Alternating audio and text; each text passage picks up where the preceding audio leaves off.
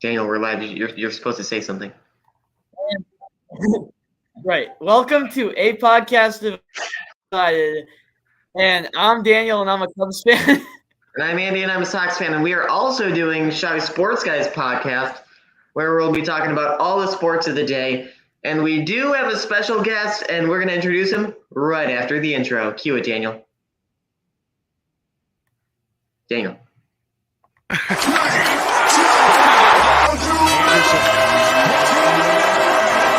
Your Daily Cubs White Sox podcast, the best place for all the baseball debate you need.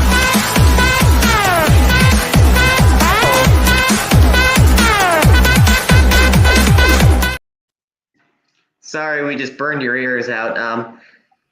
There we go. We do have a special guest, and his name is Kevin.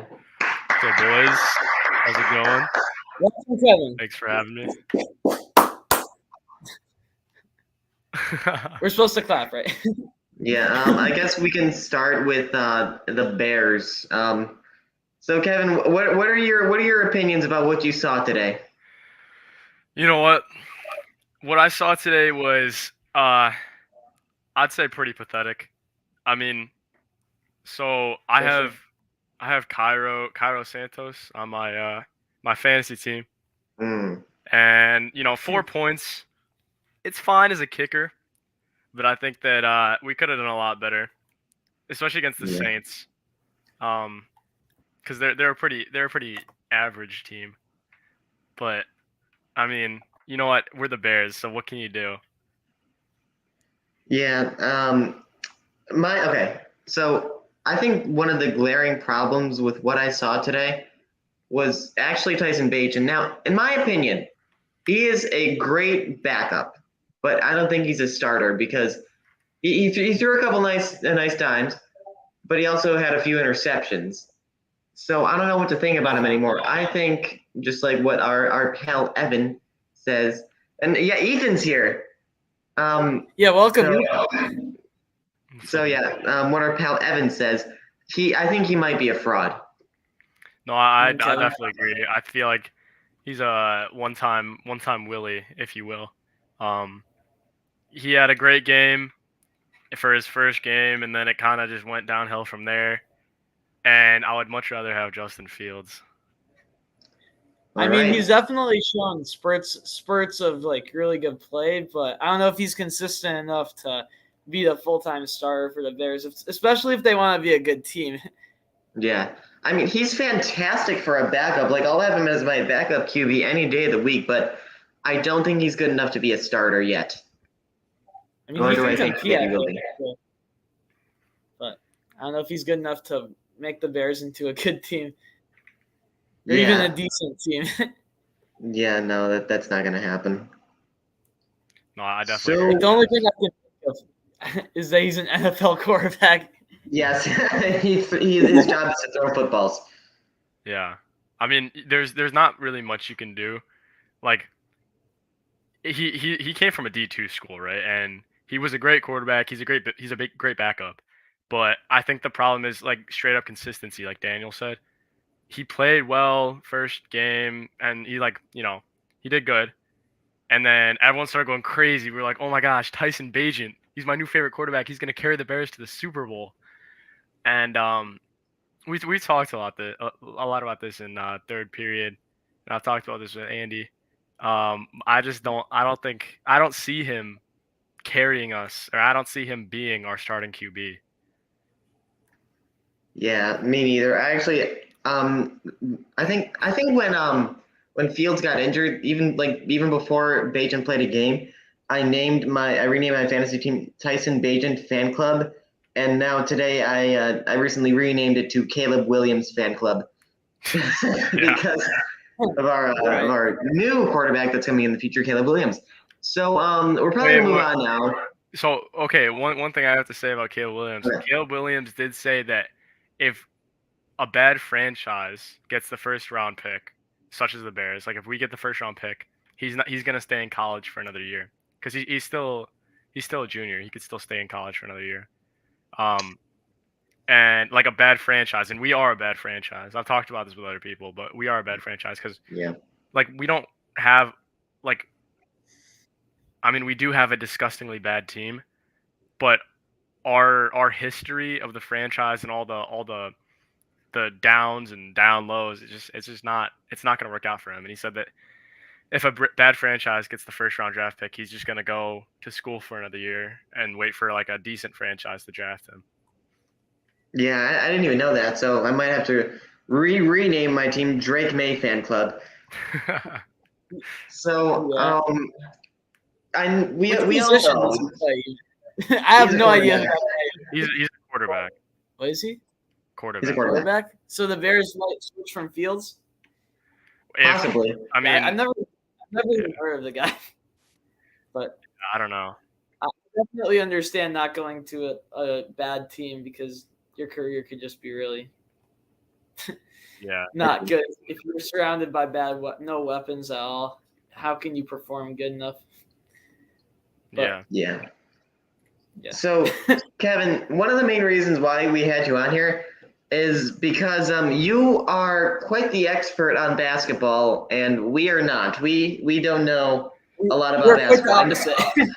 Yeah, I know that the Bulls' record is not the best. Yeah. And I know that they lost yesterday to a good team, Denver Nuggets, actually a really good team. Yes. But just fill us in on the details on like how are the Bulls gonna bounce back, or if they can bounce back, or if they're just gonna head to another rebuild. Well, so here's the thing, right? So obviously the Bulls have a 2-5 record, including that's not a good record at all. It's like a Bears type of record. We do play in the Central Division of the Eastern Conference, so it's a pretty mid conference. Let me pull this up here. I had a little thing. But I think a big part of it for the Bulls is that we don't really have a face of the team. We could consider DeMar DeRozan face of the team, and he's a very good player. He's a very good mid-range shooter and all that. But like the end of the story is that like we have a lot of mid players that should be good and are considered good, but they're not playing well. For example, Alex Caruso. When he was on the Lakers, he was called Caruso or Bald Mamba, nicknamed after Kobe Bryant, the Black Mamba. But he's been playing, I mean, relatively decent recently, but it's not good enough to the expectation that he's up to. And Lonzo Ball has been out for a lot, and then he came back and playing pretty mid. It's just a lot of like mid players. And we recently traded for Andre Drummond and who else? It was we traded for Andre Drummond and we got rid of one other person from the Bucks. But I think it's just it all comes down to us just being a mid team, and it's starting to piss me off because like the Bulls are supposed to be good, but they're not, and it's tragic. Reminds me of the Sox a little bit. Yeah, it definitely harkens back to the White Sox. It definitely does. They're really supposed to be a good team. They had an amazing season in 2021, and then they were completely just drab in 2022, and in 2023 we ended up being the fourth worst team in the MLB. We were getting rid of Tim Anderson. We're getting rid of Liam Hendriks. We're getting rid of all of these players. Yep. And now we have to suffer through another 10 years of rebuilding. So that's basically where the White Sox are right now. Yeah. Same with the Bulls, I guess. Well, okay, so here's the thing, right? In the past 10 seasons, we have a 45% win percentage, which is not good. That's not. No. It should be over half, but we have a 45%. And we've made the playoffs 3 out of those 10 seasons, and we've had 1 playoff series win in those past 10 seasons. The only 6 championships that we've ever had as a franchise with the Bulls, we had Michael Jordan, we had Scottie Pippen, we had Dennis Rodman for a couple of them. It was the big 3. The 96, 97, whatever. And I just think the Bulls messed up for sure by trading Derrick Rose and not giving him a chance after he got injured, and we didn't really get too much out of it because we didn't think we needed it. We thought we could get a couple draft picks, couple players, but the last time the Bulls made the NBA Finals was in 1998, which is a long time ago. Yeah. It kind of reminds me of the Sox a little bit, but I'm not. Mm-hmm. I'm not gonna diss them too much. Yeah. Better than I 108. think it's just, yeah, it's just Yeah, much better than 108. Much better than 108. Yeah, it's just Just a sad at bit. this point to watch this supposedly, should be good team. I feel like we just need like, what the hell, my bad. I feel like we just need an all-star. We just need someone new, someone good. We recently got Kobe White in the what was it? He's 23 years old. We got him recently, and he said that it took him some time to find his place and a voice on the team, loaded with veterans because our team is very old. And I just feel like we need some new, like, six-man coming off the bench, like Russell Westbrook if he was younger, or someone like that, someone with the energy that we need in order to get some wins, because this is pathetic. So what you're saying is that we need someone young and someone who is capable of being the face of a franchise and possibly the league in order to win. Yeah. Yeah, or we need someone to build our team around, because Okay. we played the Nuggets yesterday, and understandably we lost by 20 because they're the best team in the league right now. For sure. Or they were. I'm not really up to date with the Nuggets, but it's just it's so sad. I haven't really been paying attention to the Bulls that much recently, just because of how much it's hurting to watch. But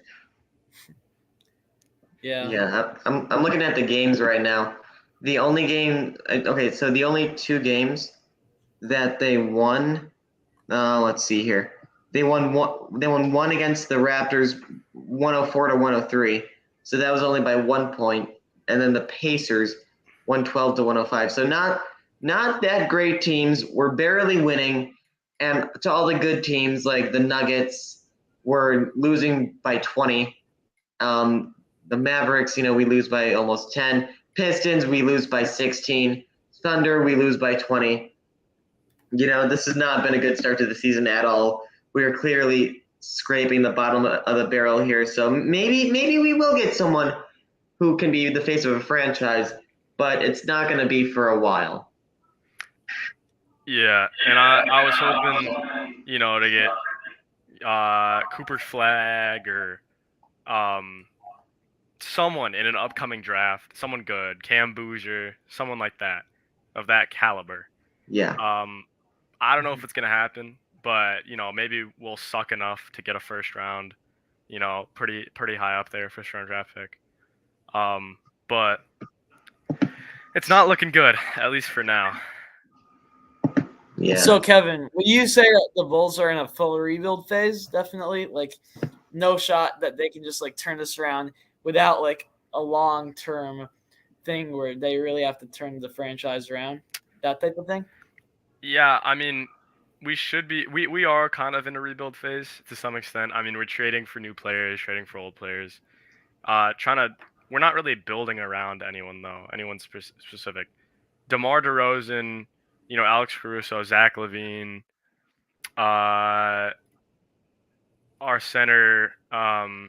We just got Andre Drummond recently, Nikola Vucevic. All these guys, they're very good players. They just don't play well together. Like, it's just sad to watch. But yeah, I feel like we should be in a rebuild phase, and I think that might be what's going on here. But I don't see any huge upset wins in the next 3 or 4 years. Okay.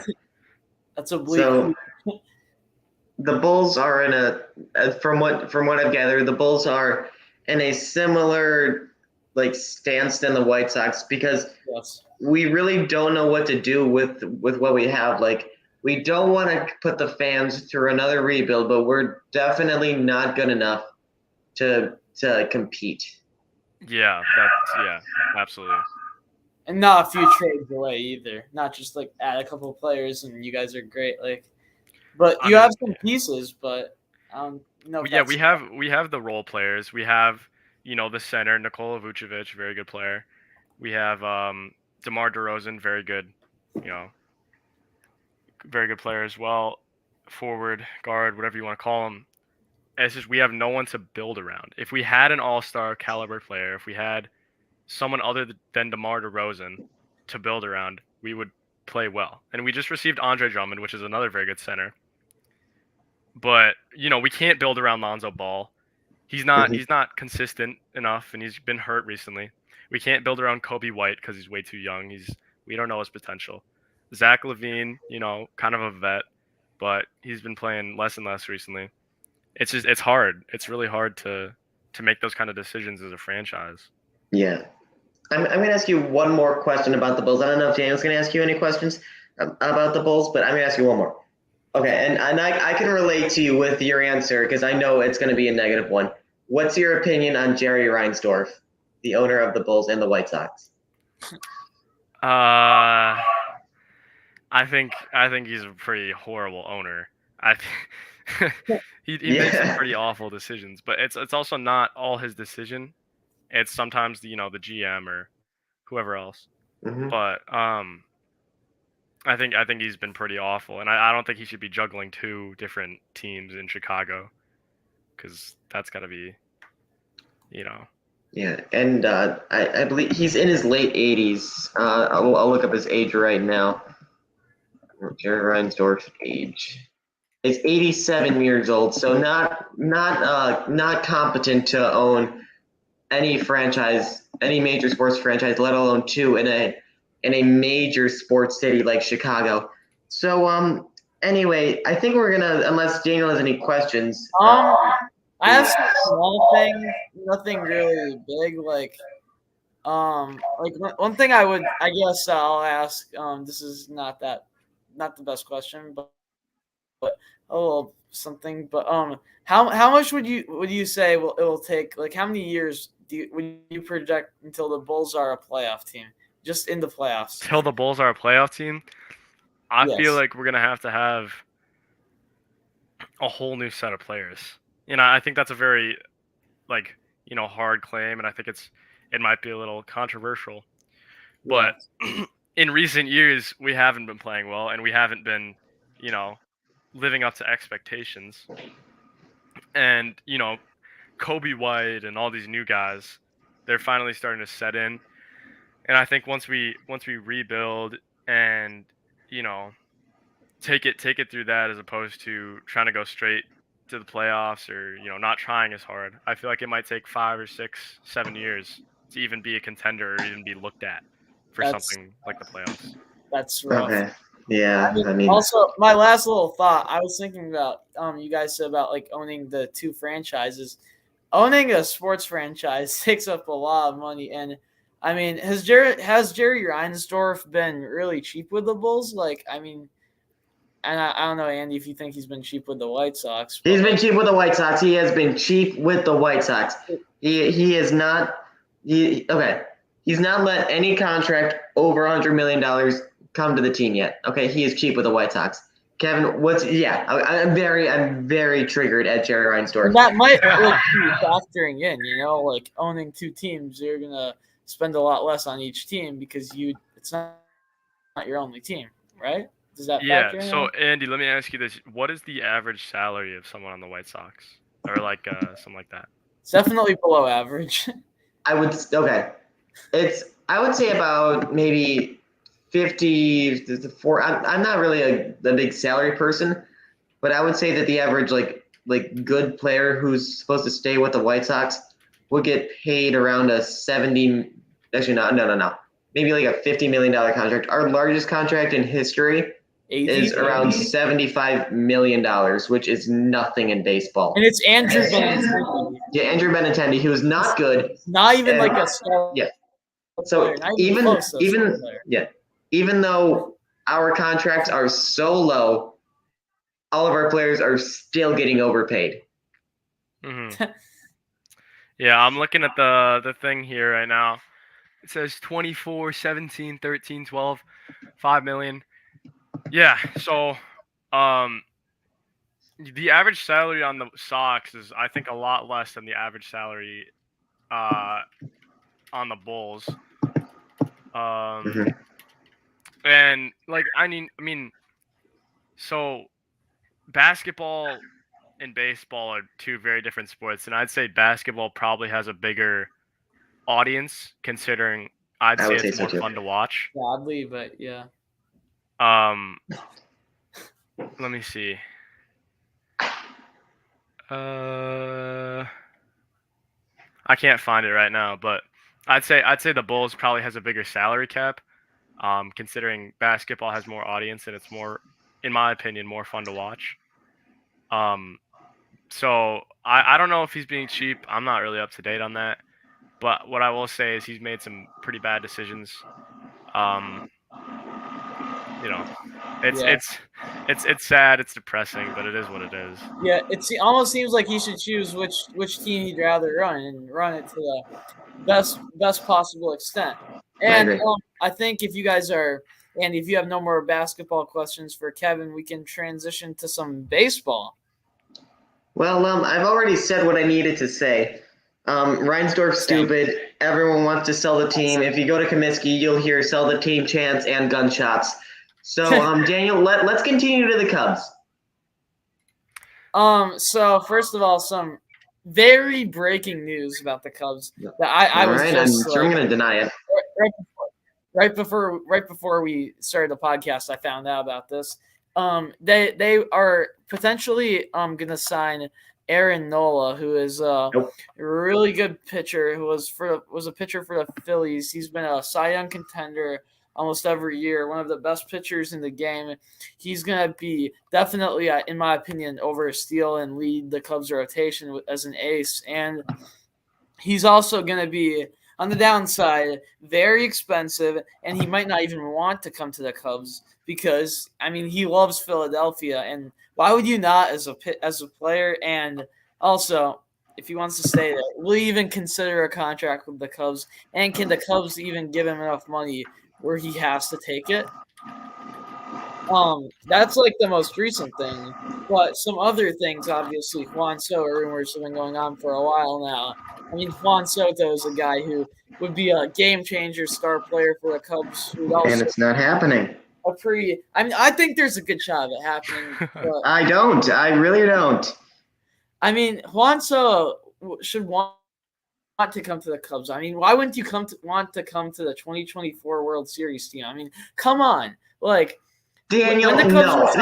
Sorry, but no. No, your idiot juice is flowing again. Daniel, as someone who's indifferent and doesn't keep up with baseball, the Cubs are not going to the World Series. I mean, this is the year, man.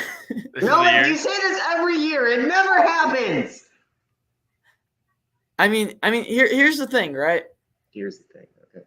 The Cubs have enough money to make some serious signings. The Cubs have repeatedly said that they will spend the money. And there are a lot of good star players that will make this team go from a really good team to go to the best team in baseball. And when the Cubs are signing John Lester every single year before 2016, 2015 offseason, they literally made him a videotape that they edited a lot. And it was of him and the Cubs winning the World Series the next year. In other words, they literally showed him how amazing it would be to win the World Series at Wrigley. And of course, it's not going to be the first Cubs World Series after 2016, after 1908. But yeah, 1908. It will be after. Yeah, 1908. But it's not going to be as important as that. Not historical, but still, the Cubs. They're a place where you want to be as a player, in my opinion. And Pete Alonso wants to be here, so I think he might also be coming over. And we have enough money to get a lot of these guys. And I think we're also signing some of the best pitchers in the game on the relief side. I mean, we're just signing a lot of players My projection is we're topping last season's offseason, maybe $300 million spending. Oh my goodness gracious heavens to Betsy! I'm This not is not calling it. happening. No, Not feeling good. You feel good every year, and every year the Cubs fail to do anything. This year is different though.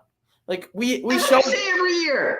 But we showed potential last year. We should have been a wild card team.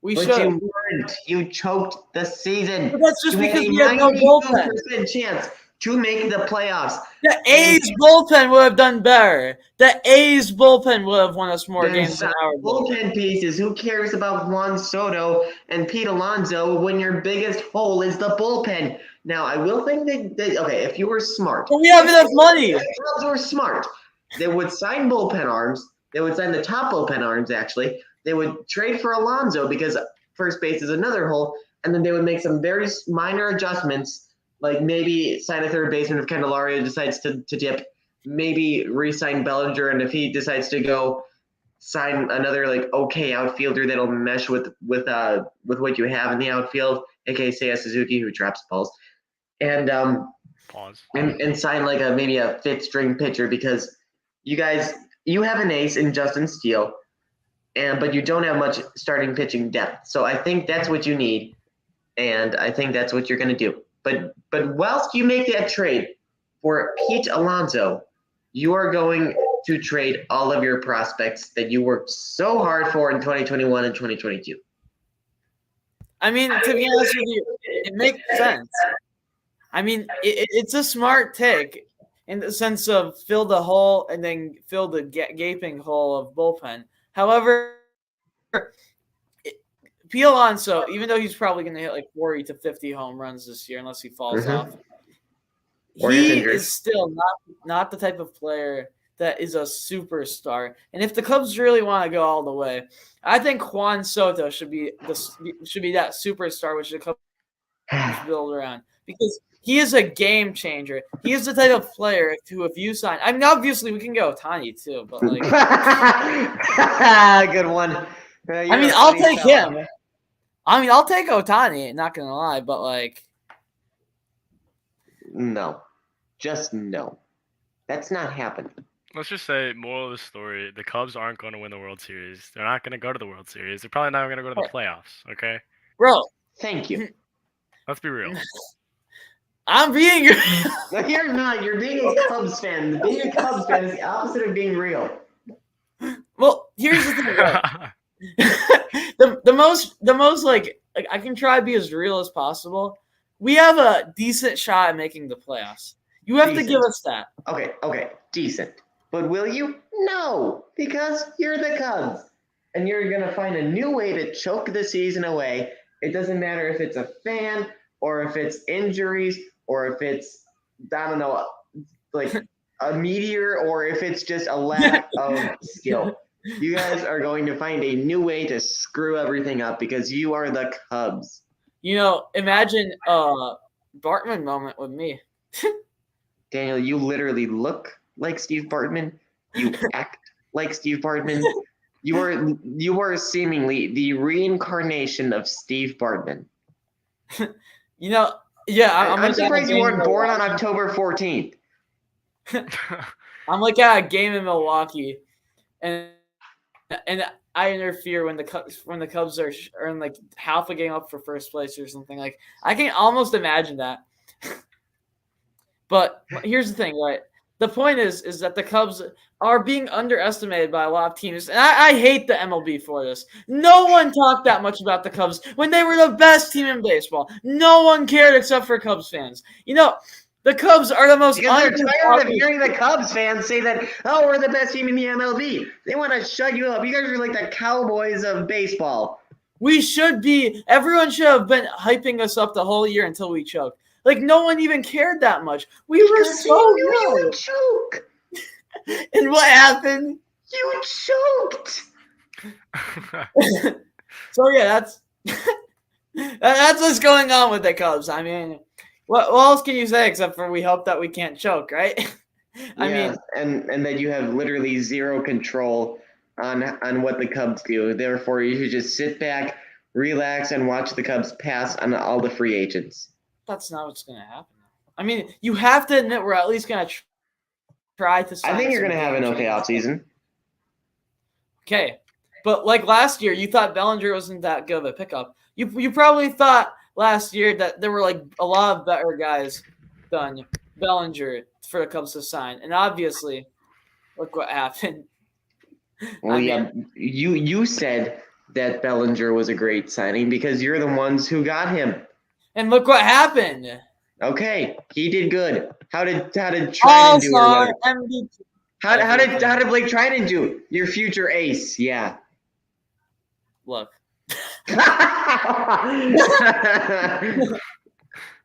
Man went from look at me to look. Look. That's how you know Daniel lost the argument. Look. Let's be honest. Neither of us are going to make the playoffs, okay? Yep. The Chicago teams all around suck, okay? We don't suck. I agree with Kevin. I agree with Kevin. Be your heart and be slightly classy. Are the Blackhawks doing good, Andy? No. Okay. Blackhawks. So yeah. But every every Chicago team sucks. I don't even know if there's a WNBA team in Chicago, but they probably suck. Okay. I'll look them up. I know that there's a WNBA It's like the team. Chicago. I know like the Chicago Fire is like. I think it's the Yeah, Chicago that's soccer. I think it's the Chicago Sky. It's the Chicago Sky. I only Are they know good? that because they showed them on Wrigley's. I'm not even seeing anything here. Listen. Let's be real. Men's basketball is more entertaining, so we're not gonna argue about this here. But like, the women's team probably sucks. Let's be honest. Probably. Okay. Fair point. Worst team in the WNBA, probably. Yeah. We were good. That's all I know. We were good at one point, and then no one talked about the Sky. So then, I don't know what's going on with them, but I suppose that they haven't won championships as of recent. You have to admit that the Cubs at least have a 25% chance to make the playoffs. No, Okay. like I'm trying to be real. In my opinion, it's like 75. But I'm gonna be nice. Okay.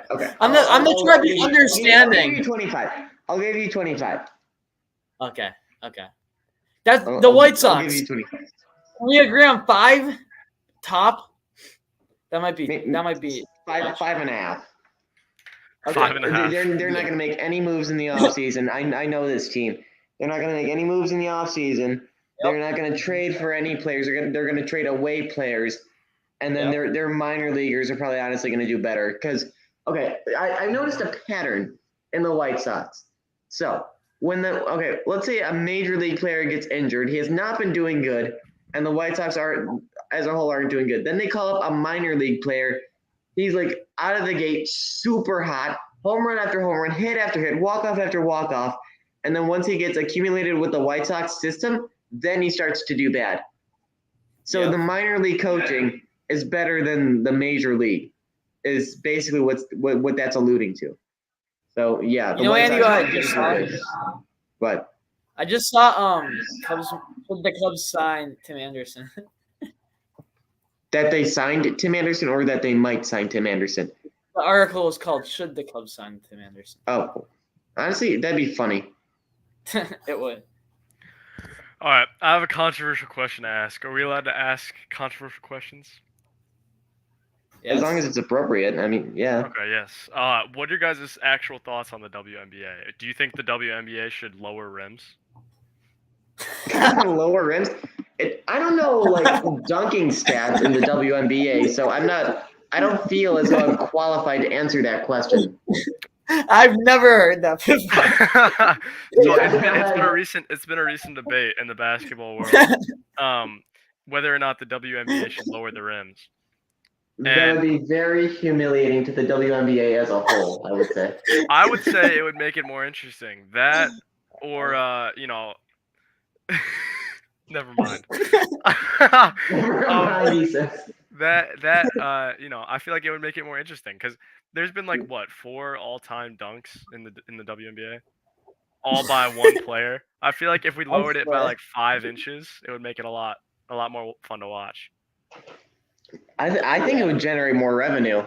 Yeah, I agree. And WNBA players complain about how they don't make as much, and how there's like that gap when they don't have enough audience. And I think this is the way to bring more audience to the sport, and more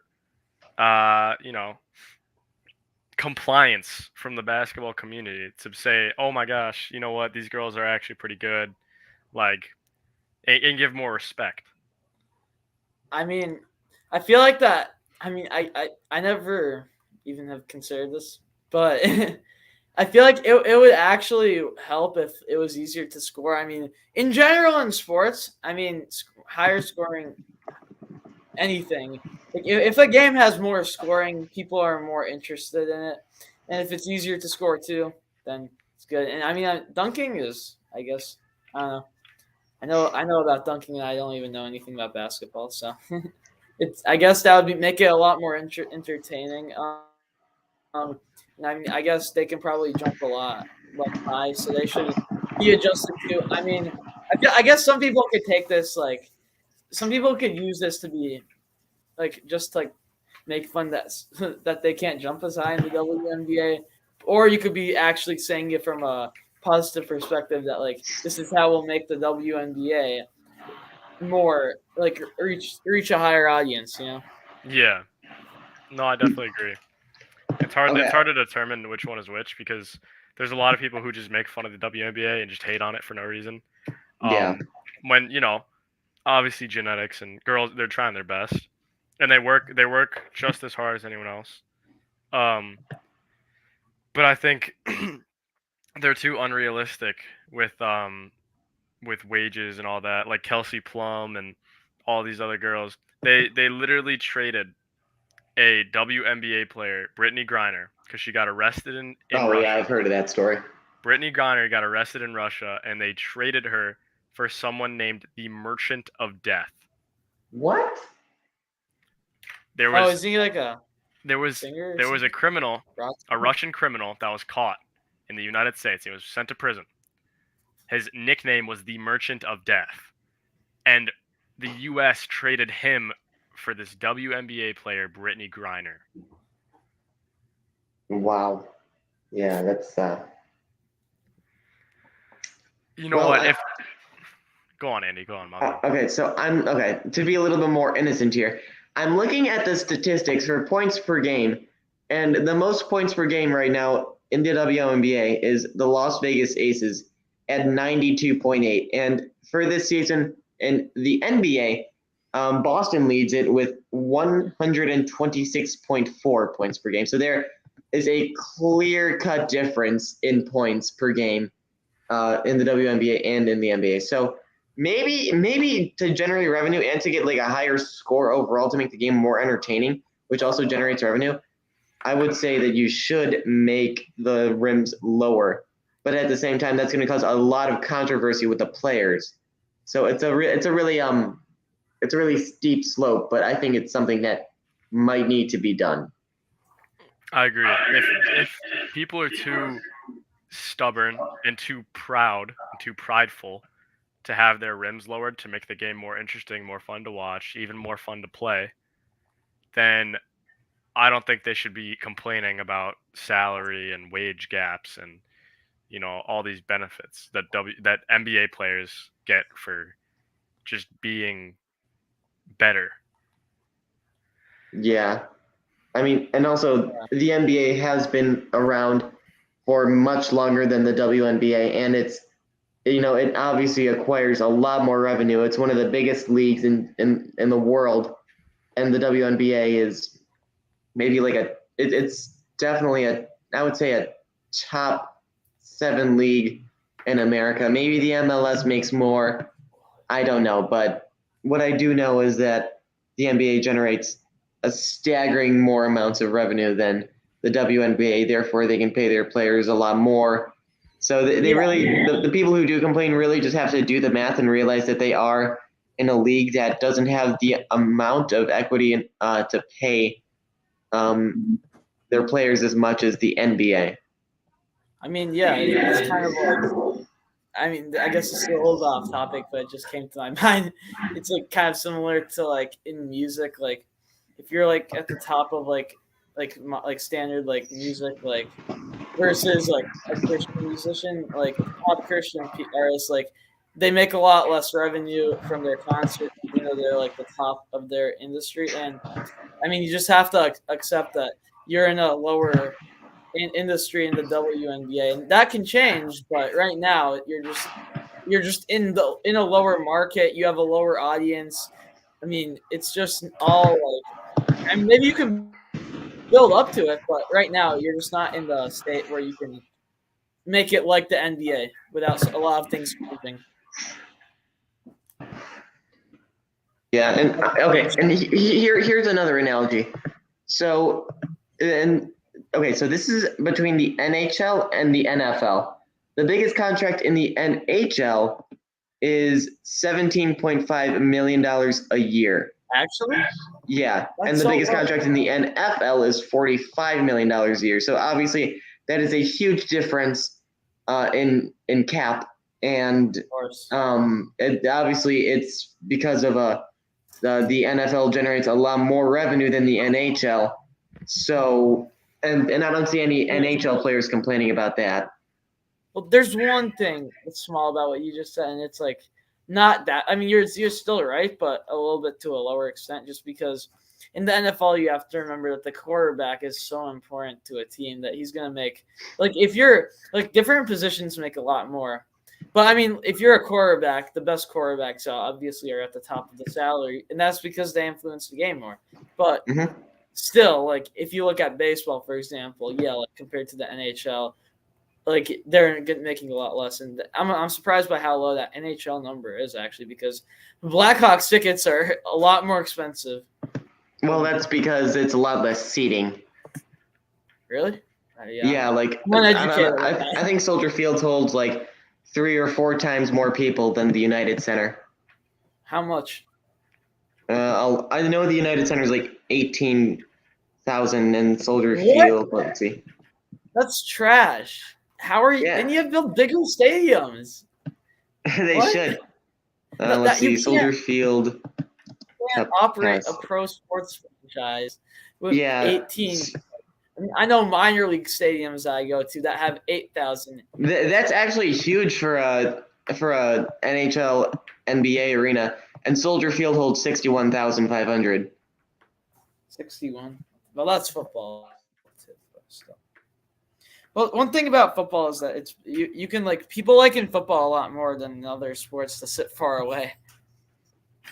Yeah. So they're fine with having more seats, but I'm gonna look up what's like the lowest NHL or NBA arena like seeing. The most is the Bell Center in Montreal, which is 21,000, and that's just full capacity, but it only has 15,000 seats. Also for football, it really depends on like what position you play. As for basketball, it doesn't depend as much. Because like in football, if you're a left tackle, you're going to make significantly more, or if you're a left tackle or a quarterback, you're going to make significantly more than, a lineman or a defensive, like something like that. But like it's more dependent on like what you do as opposed to how you do it. Agreed. Yeah, but that's also partially because of how like football, like, I mean, you just some positions just have higher roles, and I guess it's a team sport, but like you said, in a different way. It's more like some positions are just gonna be a lot more valuable, I guess. Yeah.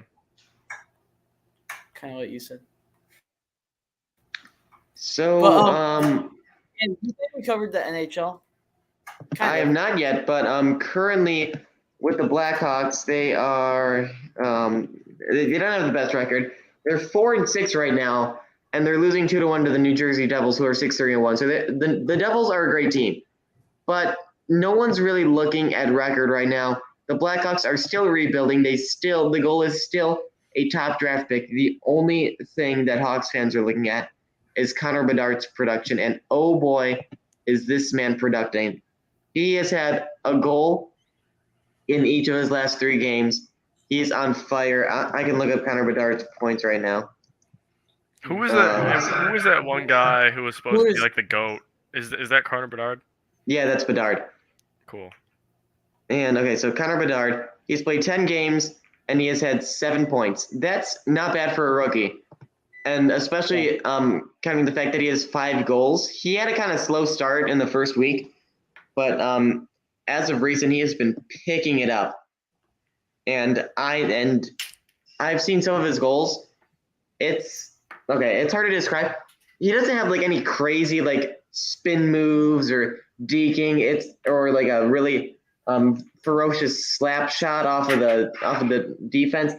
It's more of a shot that's accurate and very, very like fast. Like when you watch the highlights, you'll see that it leaves a stick and it's automatically in the goal. But he knows where to shoot it and how he can put the puck in the exact right spot. And it's all within his shot. And like the time to think, it's about half a second before he actually executes. Yet he executes so well, and that's such a promising thing for a rookie. So what he's doing right now is great, and it's very promising. And I'm seeing a lot of good things from a lot of other young players too, like Lucas Reichel, Kevin Korchinski. They're all doing good too, but not like Connor Bedard. So I think what I'm seeing right now is very promising from the young stud. I think we got to build around him, of course, because I was just gonna ask whether you think that you guys can build around him, but you think so, I guess, right? I know so. I mean, he's the star player of the team, even right now. 2, he's a center, which means centers are a lot more easy to build around than wingers or defensemen. Yeah, I mean they're at the center of the team, right?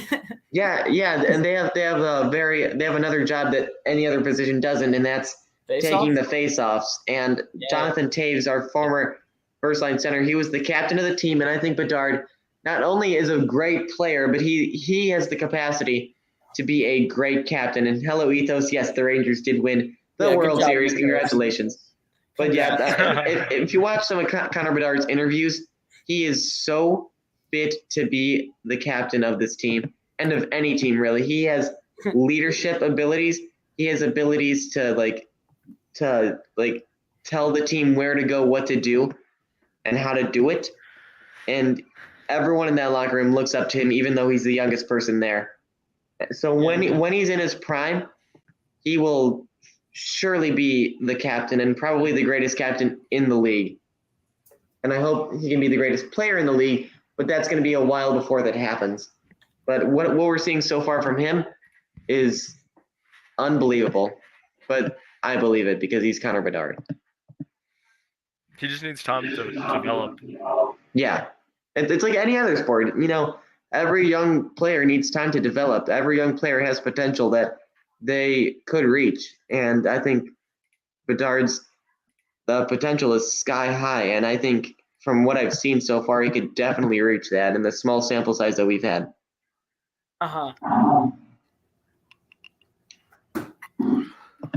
So, I think we covered all 5 sports. Does anyone else have anything else to say before we conclude?